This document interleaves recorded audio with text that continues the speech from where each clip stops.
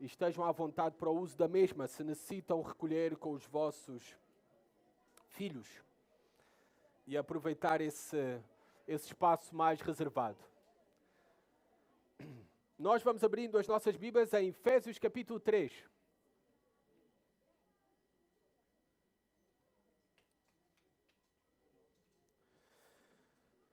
E vamos ler a palavra de Deus em Efésios capítulo 3, versículo 14 a 21. Então vamos prosseguir o nosso estudo desta obra-prima que é considerada por muitos a obra-prima de Paulo, esta carta aos Efésios.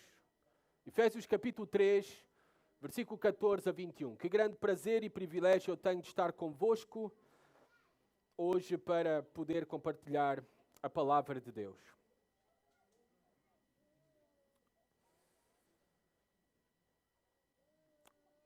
Efésios 3, 14 a 21 diz assim a palavra de Deus: Por esta causa me ponho de joelhos diante do Pai, de quem toma o nome toda a família, tanto no céu como sobre a terra, para que, segundo a riqueza da sua glória, vos conceda que sejais fortalecidos com poder, mediante o seu Espírito no homem interior, e assim habite Cristo no vosso coração, pela fé, estando vós arraigados e alicerçados em amor, a fim de poderdes compreender com todos os santos qual é a largura e o comprimento e a altura e a profundidade, e conhecer o amor de Cristo que excede todo o conhecimento,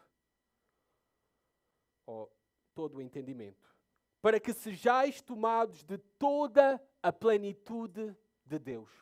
Ora, aquele que é poderoso para fazer infinitamente mais do que tudo quanto pedimos ou pensamos, conforme o seu poder que opera em nós, a Ele seja a glória na Igreja e em Cristo Jesus, por todas as gerações, para todo o sempre. Amém. Senhor, fala-nos por meio da Tua palavra, Senhor. Ilumina os nossos olhos, os olhos dos nossos corações, das nossas almas, para entender a maravilhosa palavra que Tu nos deixaste revelada para nós e para que também possamos aplicá-la aos nossos corações, individualmente e como igreja, Pai. Senhor, eu bem sei que depois de ler um texto destes, Pai, com este nível de profundidade, Senhor, eu bem sou lembrado, Pai, que a mensagem é sempre maior que o mensageiro, Pai. E que Tu possas, Pai, usar este pobre, fraco, miserável mensageiro para transmitir a Tua sublime, Pai, palavra para a bênção do Teu povo esta manhã. Pedimos isso no nome do Senhor Jesus. Amém. Bem, já há alguns domingos que não tocávamos na carta aos Efésios, que não refletíamos sobre esta obra-prima do apóstolo Paulo. Esta carta, que é uma carta até pequena, apenas 6 capítulos, mas que tem uma riqueza profunda sobre as verdades mais fundamentais e ricas sobre Deus, sobre a nossa salvação, sobre o que é a Igreja, sobre a vida cristã. Paulo está a ponto de fazer uma transição na sua carta. Ele tem vindo, nos primeiros 3 capítulos, e já vimos, a exaltar o Evangelho glorioso do nosso Senhor e Salvador Jesus Cristo. O Evangelho, essas boas notícias sobre quem é Jesus Cristo e o que Ele fez para reconciliar homens pecadores com Deus para todo o sempre. O que Deus fez na sua infinita sabedoria para, de todos os povos, fazer uma só família, a Igreja. O que Ele fez para alcançar esse povo. O que Ele está a fazer nesse povo e a riqueza deste povo em Jesus Cristo. E Paulo, então, depois de nos dar toda esta parte mais teológica, doutrinal, de ensino teórico, a história do Evangelho e a nossa história, individualmente e como igreja, ele está a ponto de passar para uma parte mais prática. Agora, de acordo com aquilo que conhecemos de quem é Deus, de quem é Jesus Cristo e o que Ele fez em nós e por nós, então como é que nós devemos viver? E isso iremos descobrir na vontade do Senhor nos próximos domingos, a partir do capítulo 4 até ao final da carta. Mas antes dessa transição, Paulo está ali a escrever esta carta e ele pousa a caneta. Vamos usar a linguagem de hoje, não é? A pena. E ele sai de onde está, na sua mesa, a escrever, pousa, e depois de tudo, de refletir em tudo aquilo que ele transmitiu sobre a tão grande Salvador e tão grande salvação, ele coloca-se de joelhos para orar. E ele volta a esta carta, a continuar a escrever esta carta e diz: eu me pus de joelhos diante do Pai, orando por vocês. E ele agora vai partilhar connosco qual foi essa oração. Não é a primeira vez nesta carta que Paulo ora. Já o tinha feito anteriormente. Paulo sente a necessidade novamente de parar a carta ao meditar nas insondáveis riquezas e glória de Cristo e da sua grande sabedoria e de tão grande amor e graça e misericórdia por nós, em salvar-nos. Paulo sente novamente a necessidade de orar. E ele ora por esta igreja. Por ali pelos crentes nesta cidade de Éfeso. E isto é uma mostra de Paulo para nós de amor por aquela igreja. Amor por aquela igreja.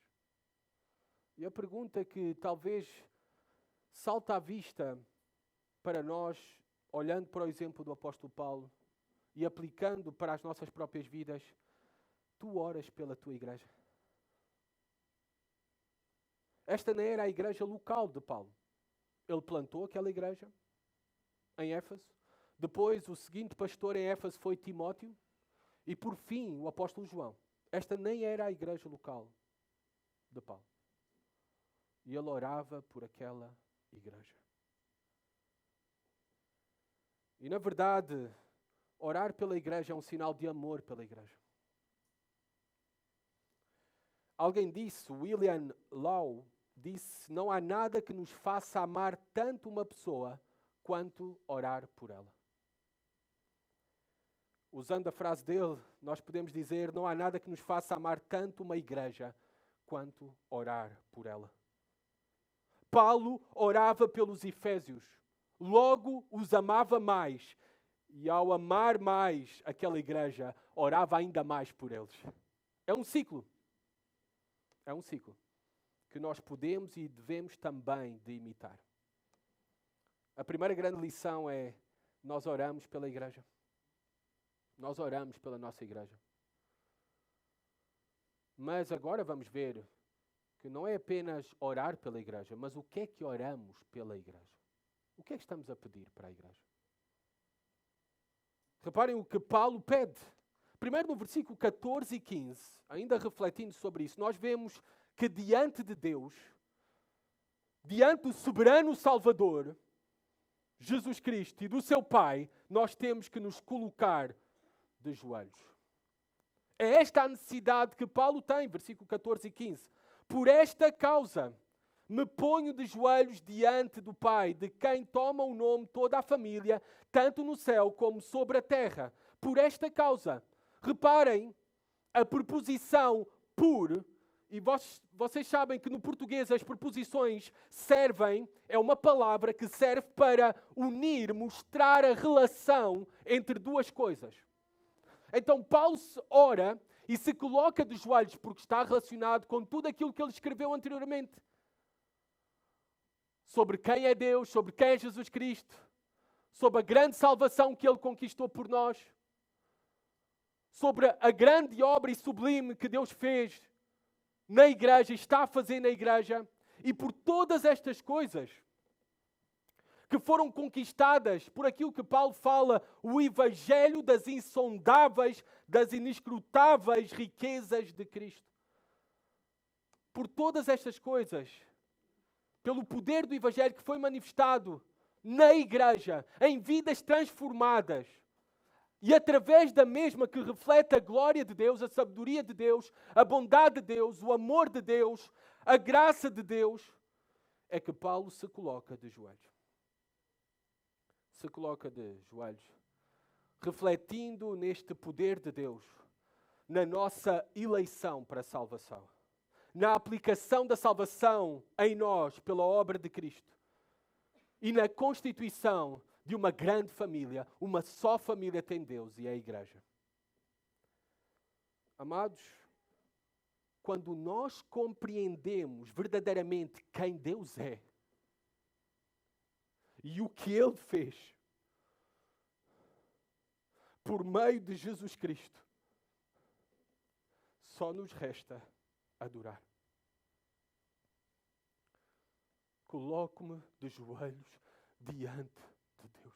Não há nenhum mandamento para nós orarmos de joelhos. Paulo não faz porque está a obedecer a algum mandamento. Aliás, os judeus tinham o hábito de orar em pé.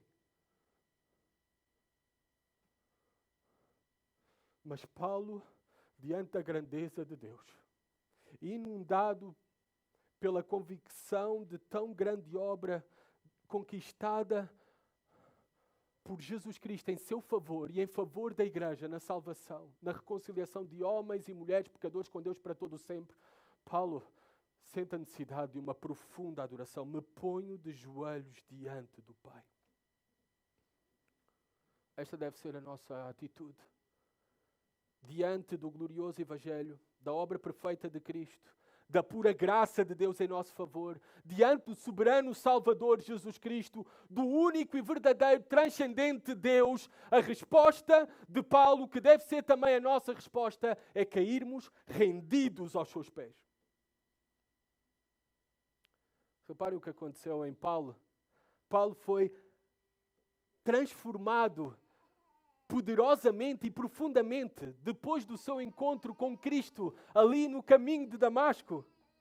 Ele passou de ser um perseguidor de cristãos, como nós sabemos, através da história relatada no livro de Atos, passou a ser um perseguidor, a um pregador desta mensagem gloriosa de salvação em Jesus Cristo. Esta é outra lição para nós. Quem tem fé, prega a fé. Quem tem fé, prega essa fé. Quem tem fé verdadeira é uma testemunha verdadeira de Jesus Cristo e do Evangelho. Então a pergunta que devemos fazer aqui também não é só se oras pela tua igreja. Tu pregas esta fé. Tu dás testemunho deste Evangelho à tua volta, aos teus amigos, aos teus colegas, dentro da tua casa, ou tens vergonha do Evangelho? Porque quem tem fé, prega essa fé. É isso que vemos na vida de Paulo. Reparem o poder do Evangelho que fez este homem, que na altura se chamava Saulo antes de conhecer a Cristo. Que nós vemos ali que o primeiro mártir, Estevão, que foi apedrejado, as pessoas colocavam as suas capas para depois irem apedrejar Estevão aos pés de Saulo. Aos pés do apóstolo Paulo. Este homem era um feroz perseguidor dos cristãos.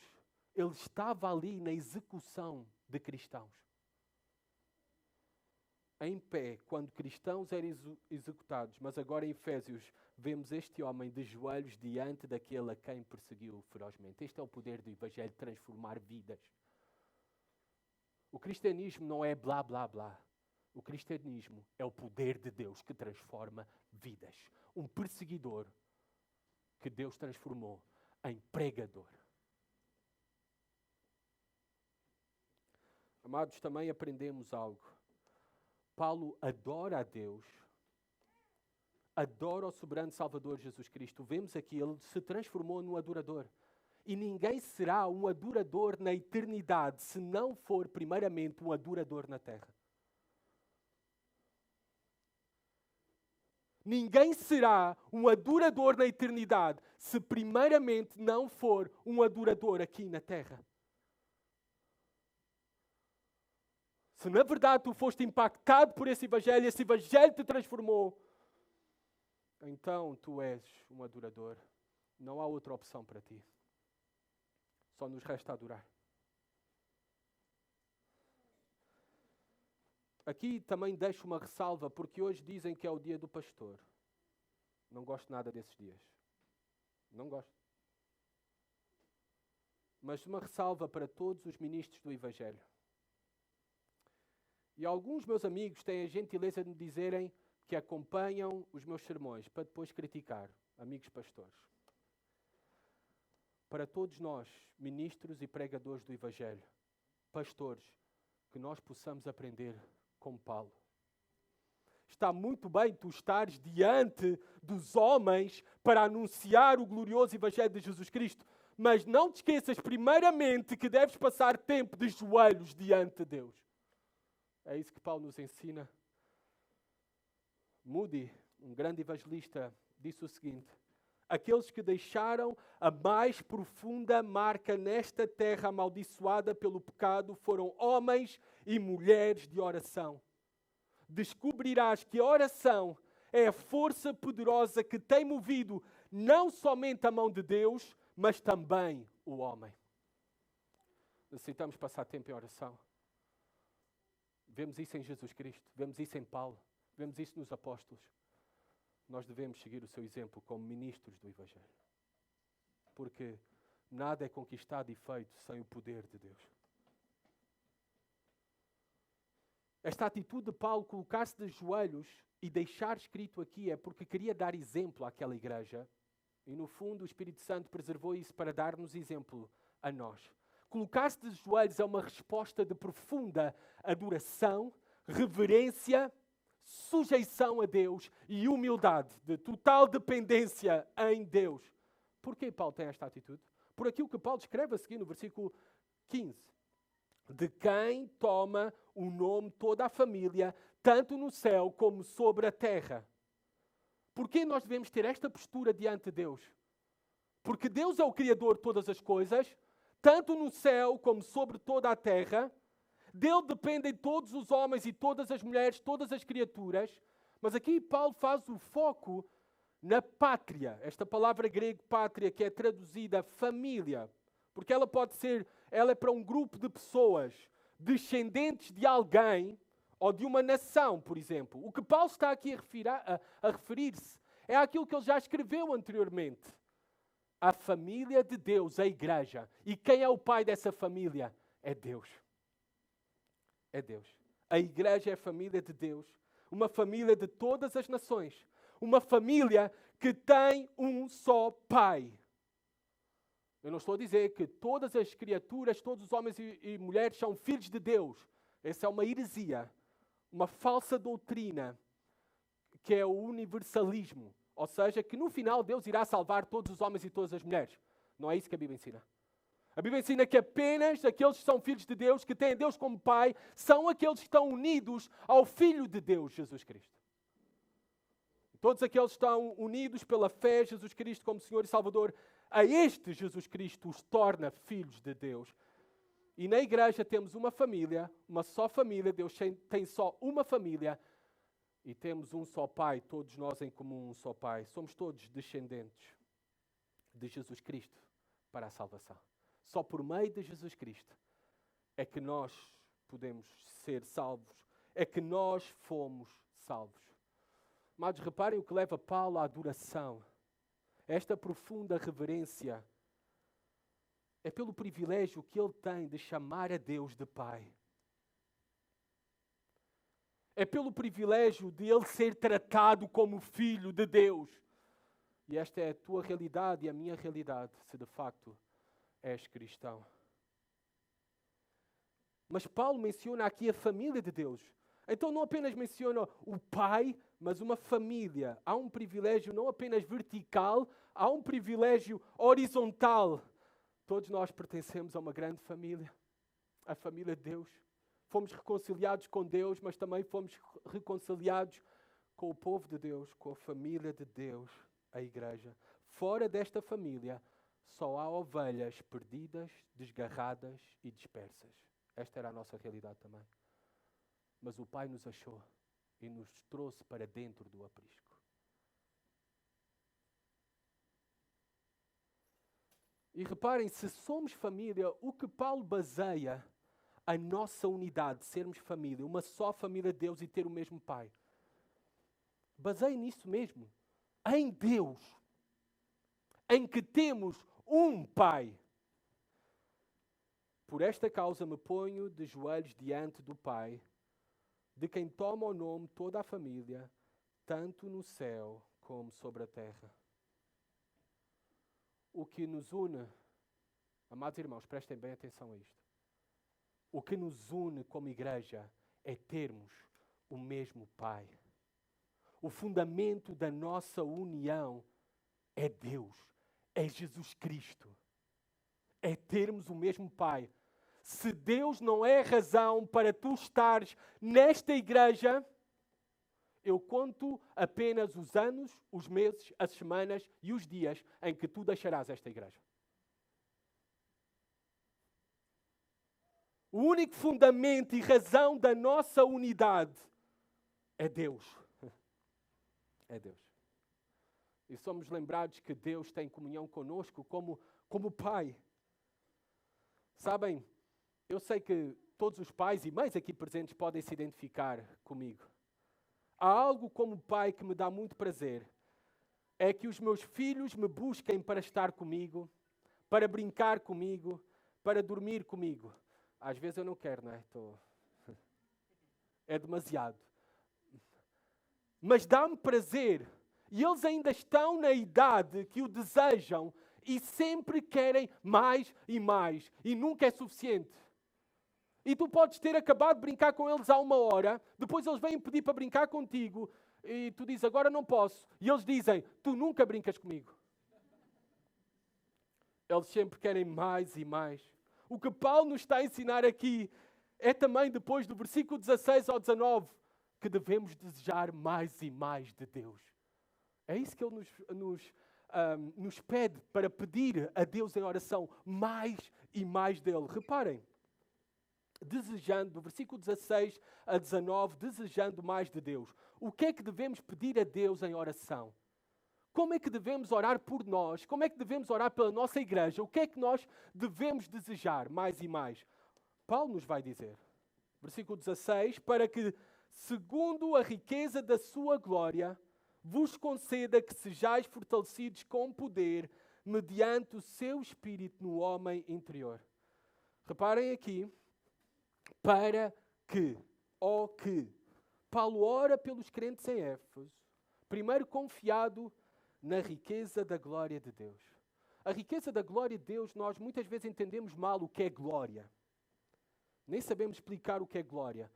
De uma forma simples, glória de Deus é a manifestação conhecida diante dos homens das suas qualidades, características, atributos de Deus. Amor, bondade, misericórdia, graça. É a sua glória que se torna conhecida diante dos homens. Paulo confia em quem é Deus. E em todos os seus atributos. Riqueza, infinito, perfeito, transcendente. E confiado em quem Ele é que Ele ora estas coisas e pede estas coisas. Primeiro Ele pede para que sejam fortalecidos com poder. É aquilo que deve fazer parte também das nossas orações, dos nossos motivos de oração. Que nós, individualmente e como igreja, sejamos fortalecidos com o poder de Deus. E o poder de Deus está à nossa disposição, por isso podemos suplicar pelo mesmo. Amados, nós dependemos do poder de Deus sempre e em todas as coisas. E Ele vem às nossas vidas e Ele está à nossa disposição, mediante o que Paulo diz, mediante o seu Espírito que habita no homem interior. Todos aqueles que conhecem Jesus Cristo, que nasceram de novo, que abraçaram Jesus Cristo pela fé, receberam o Espírito Santo que habita nos seus corações, na sua alma, no homem interior. E todos nós então temos acesso ao poder de Deus, ao próprio Espírito de Cristo que habita em nós. E podemos ser fortalecidos por Ele em toda e qualquer circunstância. Este não é um poder qualquer. Este poder vemos manifesto nas Escrituras, especialmente ao longo do Novo Testamento, que registra mais as ações do Espírito Santo.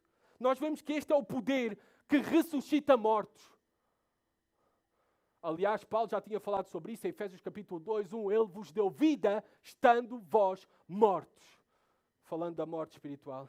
É um poder que ressuscita mortos, que está à nossa disposição. É um poder que faz homens covardes, como os discípulos que estavam escondidos num quarto depois da crucificação de Jesus. Mas quando são visitados pelo Espírito Santo, quando recebem o dom do Espírito Santo, começam a proclamar ousadamente e publicamente diante dos homens. Este é o poder de Deus em nós, que faz homens covardes serem cheios de ousadia e coragem. Este é o poder que também garante a nossa salvação. Aquele que o Pai me deu, eu não irei perder nenhum deles. Esse é o poder que garante a vitória da igreja, que nem o inferno poderá prevalecer contra ela. E esse é o poder que está à nossa disposição. E muitos mais exemplos nós podíamos refletir sobre este poder. E nós precisamos ser fortalecidos com este poder. Esta vida não é nada fácil. Na verdade, nesta vida, nós vivemos numa realidade amaldiçoada pelo pecado. Nós próprios não somos aquilo que deveríamos ser. Os nossos corpos não são aquilo que Deus planeou originalmente para ser. Vivemos numa realidade amaldiçoada dentro de nós, fora de nós, na criação. Então, nós precisamos ser fortalecidos pelo poder de Deus para viver nesta vida, para perseverar até ao fim, para vencermos as tentações e para suportarmos as provações que são muitas nesta vida. Se tu esperas o céu aqui, estás muito enganado. Aqui, para ti que és cristão, é o mais parecido ao inferno que tu terás. Para ti que não és cristão, é o mais parecido ao céu que tu terás. Paulo diz, fortalecidos com o seu poder. Porque há muitos inimigos dentro de nós, fora de nós. Satanás, o mundo. Há ameaças mil à nossa fé, os nossos medos, dúvidas. Mas nós não estamos sozinhos. Foi-nos dado algo maior do que aquilo que está no mundo. Maior que a nossa própria força e até vontade. E muito melhor que qualquer outro homem ou qualquer outra atividade, programa de uma igreja. Foi-nos dado o Espírito Santo. É este o poder que nós necessitamos. É este o poder que nos auxilia. É este poder que nos faz mais forte. É o Espírito Santo. Não são programas, atividades de igrejas. E às vezes nós pedimos tantas atividades e programas para a igreja. A igreja não tem isto. A igreja não tem aquilo. Paulo não pede por programas. Paulo pede para ser fortalecidos pelo poder do Espírito Santo. É isso que a igreja precisa. Reparem que aqui na sua lista, nós já lemos o texto, Paulo não pede nenhuma bênção material. Nenhuma. Nem por saúde, nem por riqueza, nem por um melhor emprego, nem por uma melhor casa. Nenhuma bênção material. Como é que são as nossas listas de oração? Aprendamos com Paulo a orar e rogar por bênçãos espirituais, que são muito maiores do que todas as materiais, fortalecidos pelo seu poder. Era isto que estava na lista prioritária de oração de Paulo. Não estava na oração de Paulo, em nenhuma das suas orações pelas igrejas, que a igreja receba ar-condicionados. Eu sei que estamos a precisar. Mas Paulo não ora sobre isso em nenhuma das suas cartas. Paulo não ora que a igreja tenha um programa de adolescentes. A nossa igreja até tem. Mas Paulo nunca pede isso ao longo das suas cartas. Paulo não ora que a nossa igreja tenha um ministério de casais a bombar, como dizem os jovens. Em nenhum momento das suas cartas pede isso. Paulo não ora para que a nossa igreja tenha um grupo coral. E eu gosto muito. Gostaria que tivéssemos. Mas Paulo não pede isso. Nas suas cartas, Paulo pede ser fortalecidos com o poder de Deus. É isso que precisamos. É do Espírito Santo. E da ação do Espírito Santo em nós e através de nós. E Paulo pede outra coisa. Habite Cristo no vosso coração pela fé. Ele já está a falar para cristãos. Está a falar para uma igreja que já tem Cristo no coração. Então o que é que Paulo está aqui a pedir? Habite Cristo no vosso coração pela fé. Reparem, Paulo está a pedir que a nossa fé não fique apenas na cabeça ou na língua, mas no coração. Que haja, é no coração que há uma profunda transformação. É no coração que estão os nossos sentimentos, afeições, vontade. A fé não é para ficar na nossa cabeça ou na língua. A fé é para descer ao coração e manifestar-se em novidade de vida. É por isso que Paulo ora. Reparem, pela primeira coisa, pela fé. Mas ele está a falar para uma igreja que já tem a fé. Que Deus já deu esse dom da fé. Ele falou sobre isso em Efésios 2, 8 e 9. Mas o que Paulo está aqui a querer dizer é que aquela igreja seja habitada, cheia de Cristo. Cheia do Espírito Santo. Paulo está a pedir que esta morada de Cristo, e é interessante a palavra que usa, habita, é uma morada permanente, não dos nómadas, porque há outra palavra no grego para habitação, que é de tendas, nómadas. Mas Paulo está a falar aqui de uma habitação permanente. Que Cristo já habita em nós, mas que Ele possa habitar nos nossos corações, preenchendo cada uma das nossas áreas, sendo o Senhor sobre tudo. Esta é uma realidade que devemos pedir para experimentar e viver constantemente e completamente. Ser cheios do Espírito Santo,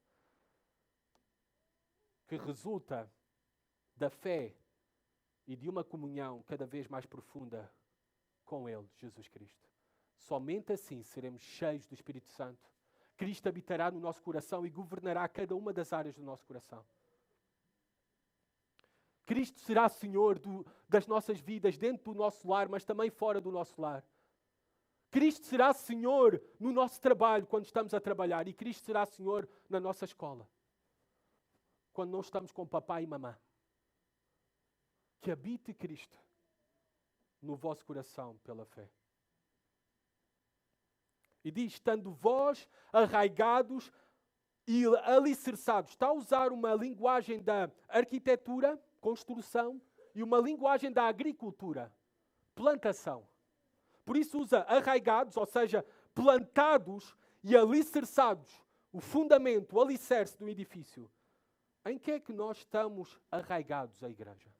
Em amor. Amados, não pensem que este amor está a falar que nós estamos fundamentados no amor que temos uns pelos outros. Porque se tu estás fundamentado no amor que tens uns pelos outros, eu vou-te dar uma novidade. Nós iremos falhar uns contra os outros. E vai ruir tudo como castelo de cartas. O fundamento de uma igreja é o amor de Deus, primeiramente. Vamos a Romanos 8, 35 a 39. É o amor de Deus que nos alcançou, que nos sustenta, que nos move. É o amor de Deus que nos foi dado a conhecer em Cristo Jesus, que é o nosso fundamento. E este amor, reparem os efeitos deste amor, os resultados deste amor em Romanos 8, versículo 35 a 39. Quem nos separará do amor de Cristo? Será tribulação, ou angústia, ou perseguição, ou fome, ou nudez, ou perigo, ou espada? Como está escrito, por amor de ti enfrentamos a morte todos os dias, somos considerados como ovelhas destinadas ao matadouro. Mas em todas estas coisas somos mais que vencedores, por meio daquele que nos amou. Pois estou convencido que nem a morte, nem a vida, nem anjos, nem demónios, nem o presente, nem o futuro, nem quaisquer poderes, nem altura, nem profundidade, nem qualquer outra coisa na criação será capaz de nos separar do amor de Deus que está em Cristo Jesus, nosso Senhor. O fundamento da nossa fé, o fundamento da nossa vida, é o grande amor de Deus que tem por nós. É isto que Paulo está a dizer. É a mensagem do Evangelho, este Evangelho de amor que nos alcançou, a sua graça, bondade e misericórdia. É o grande fundamento da nossa fé. Porque as coisas entre nós vão ficar inevitavelmente difíceis, porque somos pecadores. As circunstâncias também, nesta criação amaldiçoada pelo pecado, serão difíceis. E a única coisa que nos irá sustentar é o amor de Deus, que nos fará mais que vencedores. Conforme Paulo diz em Romanos. Quando as coisas ficarem difíceis na tua vida, o que te fará ficar firme é o amor de Deus, é ser relembrado do Evangelho de Jesus Cristo.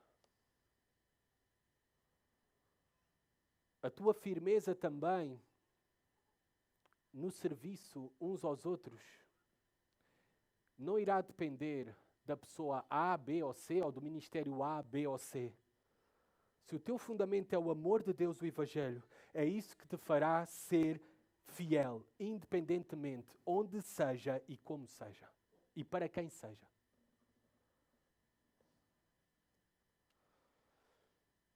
E Paulo continua a orar mais e mais por Deus, para que eles conheçam mais o amor de Cristo. Versículo 18 e 19. O que é que ele diz ali? A fim de poderes compreender com todos os santos qual é a largura e o comprimento e a altura e a profundidade e conhecer o amor de Cristo, que excede todo o entendimento, para que sejais tomados de toda a plenitude de Deus. Paulo ora aqui por compreendermos mais o amor de Deus, conhecimento. E também fala de conhecer o amor de Deus. E parece que são sinónimos que Paulo está a falar. Mas essa segunda palavra de conhecer é um conhecimento na prática. É como quando estamos a aprender a conduzir. Uma coisa é muito bem aprenderes o código. Tens aí o conhecimento, tudo, as peças da mecânica e tudo, do carro, tudo isso, sabes tudo a teoria. Mas outra coisa é saberes conhecer o carro na prática, como se conduz. Podes compreender tudo o que está nos livros, mas não ter essa experiência de conhecer como conduzir. No fundo é o que Paulo está a dizer. Não apenas que devemos crescer na compreensão do amor de Deus, do Evangelho, de quem Ele é, daquilo que Ele fez por nós, isso é bom, começa por aí, mas também devemos conhecer, aplicar o amor de Cristo, diz Paulo. Este amor que é, ele fala da largura, do comprimento, da altura, da profundidade do amor de Deus. Largura e comprimento.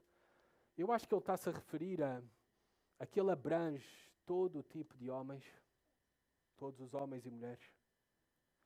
A altura, ele está a fazer uma referência ao céu. Este amor é transcendente, é maior do que nós. A profundidade é que este amor de Deus nos toca profundamente e transforma-nos, não apenas superficialmente, mas no mais profundo da alma do homem, nas nossas afeições, emoções, sentimentos, desejos, vontade. Ele é profundo. E devemos crescer neste conhecimento, nesta experiência do amor de Cristo, que Paulo diz aqui, que é possível compreender e conhecer, mas excede todo o entendimento. Parece uma contradição de Paulo. Mas porque esse amor é infinito. Esse amor é infinito. Não há nada que se compare ao amor de Cristo. Não há nada que se assemelhe ao amor de Deus por ti. Ele excede todo o entendimento. Tu já pensaste alguma vez porque é que Deus não deixou os nossos pais tomarem da árvore da vida, ali no jardim do Éden, comer do mesmo para viverem para sempre e assim viverem debaixo da maldição do pecado para todo o sempre? Deus não os deixou fazer isso. Os expulsou do jardim do Éden para não viverem para sempre, não tomarem da árvore da vida e viverem para sempre. Amor que excede todo o entendimento. Tu já pensaste no porquê que Deus não os destruiu, fulminou imediatamente, quando podia ter feito e disse que quando tomares esse fruto da árvore do conhecimento do bem e do mal, se o fizeres, morrerás. E o podia os ter destruído, fulminado ali e criado uma nova humanidade com outro Adão e Eva. Mas não o fez. Porquê que Deus não destruiu essas criaturas que foram criadas do pó e que se rebelaram contra um bom perfeito e santo Criador. O amor de Deus que excede todo o entendimento. Porquê que Deus ainda, eles envergonhados por causa das consequências dos seus pecados, porquê que Deus ainda os cobriu, os vestiu, como uma mãe veste os seus filhos? Esse amor que excede todo o entendimento.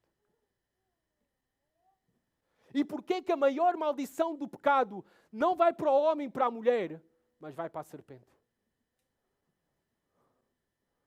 Este Deus que excede o seu amor e excede todo o entendimento. E porquê que Deus enviou o seu Filho à terra, que se fez homem, deixou a glória, habitou entre nós, nascido de mulher, para morrer na maldição da cruz por homens maus, injustos, rebeldes e pecadores. Por nós, este Deus de amor e o seu amor excede todo o entendimento. E porquê que, como vimos em Efésios, Deus te escolheu a ti ou a mim para ouvir o Evangelho e respondermos ao mesmo, dando-nos a fé?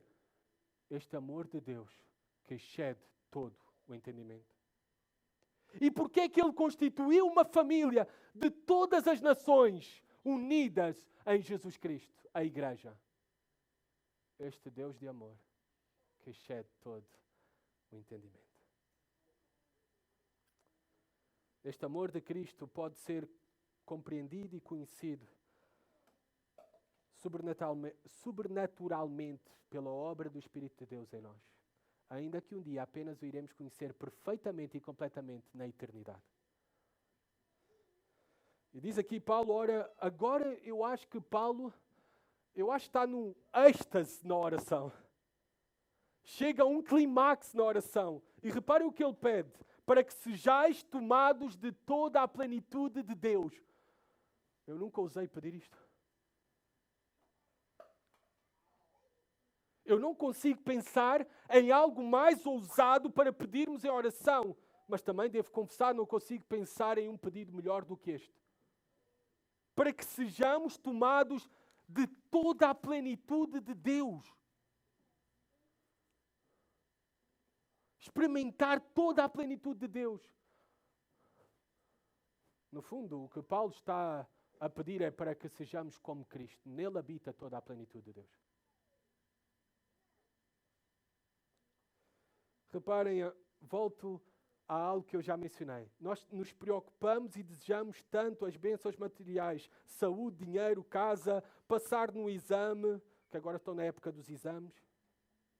E as nossas orações muitas vezes estão focadas somente nessas coisas. Não há mal pedir por essas coisas.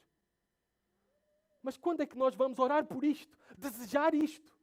Quando vai fazer parte da nossa lista de oração?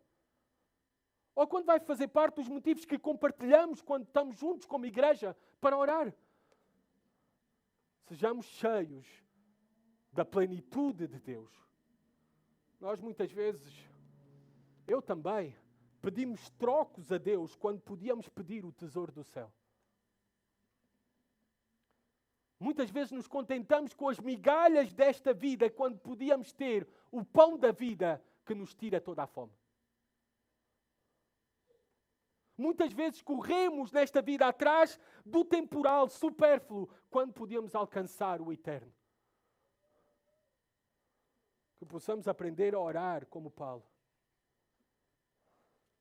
Uma oração ousada para que sejais tomados de toda a plenitude de Deus. Para que sejamos tomados de toda a plenitude de Deus. É bom mudarmos a forma como oramos e começarmos a orar como Paulo. Certa vez eu ouvi um pregador famoso, Paul Washer. Já pregou aqui na nossa igreja em 2013. Tivemos o privilégio de o ter. E ele disse o seguinte num dos seus vídeos.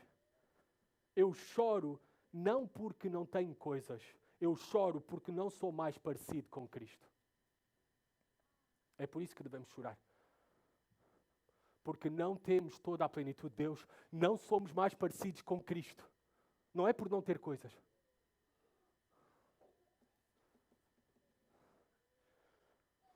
Se temos Cristo, porque foi nele, como diz Paulo em Colossenses 1:9, porquanto foi do agrado de Deus que nele, em Cristo, habitasse toda a plenitude de Deus. Se temos Cristo, temos tudo o que precisamos. Ele é o maior tesouro do céu. Temos tudo o que necessitamos. Nele está toda a perfeição de Deus. Busquemos então mais de Cristo nas nossas vidas.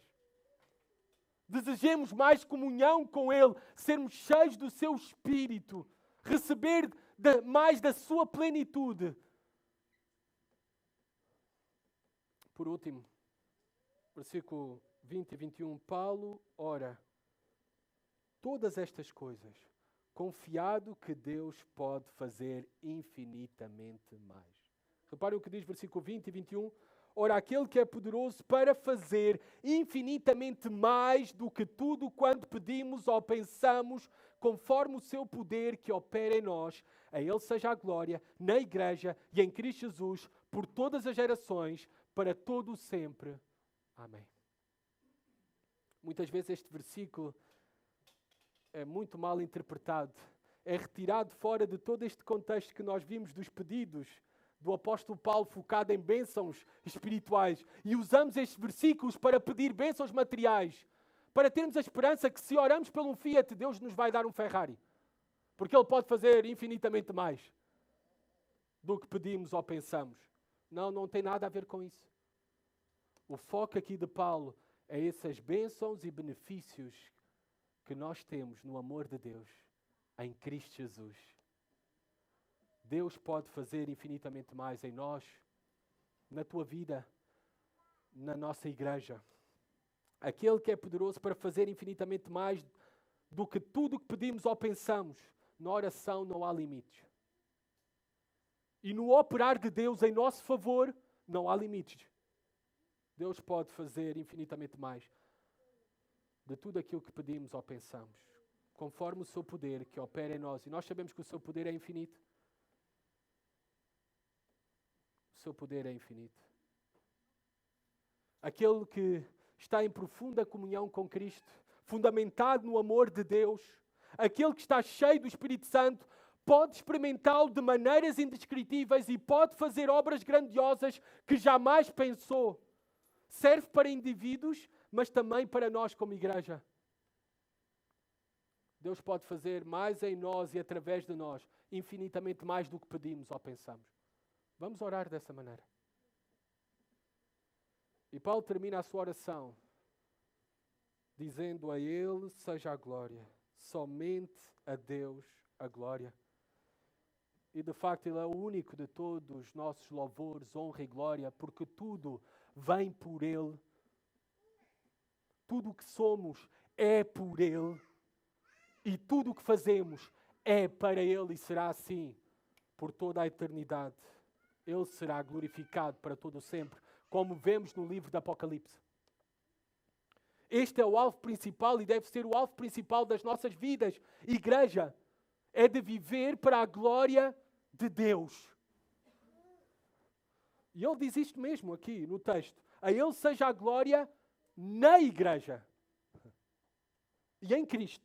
Mas Paulo destaca aqui que Deus é glorificado na Igreja e deve ser glorificado na Igreja. Não há nada mais importante na terra que a Igreja. Não há nada mais importante na terra que a Igreja de Cristo. Ela proclama a glória de Deus. Ela também reflete a glória de Deus aqui na terra. Veem como nós devemos ter em alta estima a Igreja? O valor da Igreja? A importância da Igreja? Que nós possamos ter este alvo principal de viver para a sua glória, porque só dele vêm todas as coisas, todos os nossos benefícios que recebemos como indivíduos, como igreja, vêm apenas pela sua maravilhosa graça em nosso favor. Amados, chegamos ao fim desta oração do apóstolo Paulo. Para aqueles que ainda não creem em Jesus Cristo como Senhor e Salvador, há uma chamada para ti, para que possas experimentar a Deus e conhecer verdadeiramente a Cristo. Necessitas arrepender-te dos teus pecados e crer em Jesus Cristo como teu Senhor e Salvador. Então receberás o Espírito Santo e terás esta nova vida e vida abundante que somente há e é prometida em Jesus Cristo. Para nós cristãos, nós aprendemos com Paulo que não há melhor lugar para um cristão do que estarmos de joelhos diante de Deus. Não importa o lugar. Não importa se é uma prisão ou não. Não importa onde estejamos, em que condições estejamos. Não há melhor lugar para um cristão do que este, de estarmos de joelhos diante de Deus, de orarmos. E nós também fomos relembrados do maior e melhor privilégio que temos como filhos de Deus, é a nossa comunhão com o Pai Celestial. Mas não é verdade que nós desfrutamos muito pouco da mesma? Não é verdade que muitas vezes nos contentamos com as migalhas ou com apenas gotas quando podemos comer fartamente e beber abundantemente da plenitude de Deus? Não apenas no dia do Senhor ou domingo, mas no dia a dia das nossas vidas. Que possamos desejar mais dessa plenitude de Deus no dia a dia. Agendas ocupadas, todos nós sempre vamos ter. Jesus Cristo foi o homem mais ocupado de todos. E o que Ele nos ensinou foi, repetidas vezes, a separar tempo com os seus discípulos ou sozinho para orar e ser fortalecido pelo poder de Deus. Igreja, devemos separar tempo para orarmos e sermos fortalecidos pelo poder de Deus. Na quarta-feira haverá culto de oração, fazendo isso individualmente, mas também juntos. Ouvi uma frase, não sei quem é que disse isso, nem sei se é cristão ou não, mas disse o seguinte, eu gravei. Foi como uma flecha para o meu coração. Estar ocupado é fácil. Ser efetivo é difícil. Estar ocupado na vida é muito fácil. Ser eficaz, efetivo, é difícil. Na vida cristã, o que aprendemos é que quanto maior e melhor comunhão tivermos com Deus, quanto mais estivermos fundamentados no nosso relacionamento com Ele, no seu amor, quanto mais buscarmos sermos cheios do Espírito Santo, mais efetivos seremos em todas as áreas da nossa vida, porque Cristo habitará ricamente em nós, nos nossos corações. Com a confiança que Deus pode fazer infinitamente mais por meio de Jesus Cristo em nós e através de nós, não nos contentemos com a mediocridade nas nossas vidas espirituais. Não nos contentemos com a superficialidade da nossa vida cristã. Que possamos buscar toda a plenitude de Deus e orar pela mesma. E amados, eu quero terminar em oração. E eu quero convidar aqueles que podem a colocarem-se de joelhos, como o apóstolo Paulo fez, e fazer esta oração pelas nossas vidas, pela nossa igreja. Vamos orar agora. Aqueles que podem, coloquem-se de joelhos como o apóstolo Paulo.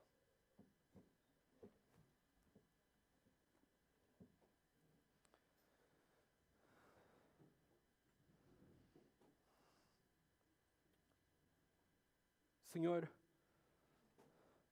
pelo glorioso Evangelho, pelo Teu grande amor e tão grande salvação, pela Tua misericórdia, bondade e graça, Senhor, é que nós nos colocamos de joelhos diante de Ti, para confessar a nossa dependência de Ti e a nossa profunda reverência e adoração ao Teu nome. Tu, Senhor, que és o nosso Pai, o único Deus vivo e verdadeiro, Pai. Tu, Senhor, que és rico em glória, concede-nos, Pai, que sejamos fortalecidos com o Teu poder, mediante o Teu Espírito no nosso homem interior. Senhor, que Cristo habite cada vez mais, Senhor, nos nossos corações, sejamos cheios de Cristo e do Seu Espírito e que possamos estar sempre arraigados, Senhor, e fundamentados no Teu amor. E que possamos crescer na compreensão e no conhecimento do Teu grande amor, do amor de Cristo por nós. Para que assim, Pai, sejamos tomados de toda a plenitude que vem de Ti, Senhor. Oramos assim, confiados, Tu podes fazer em nós, na nossa igreja, e através de nós, infinitamente mais do que tudo quanto pedimos ou pensamos, conforme o Teu poder que opera em nós. A Ti, Senhor, seja a glória na nossa igreja e em Cristo Jesus, por todas as gerações, para todo o sempre. Amém.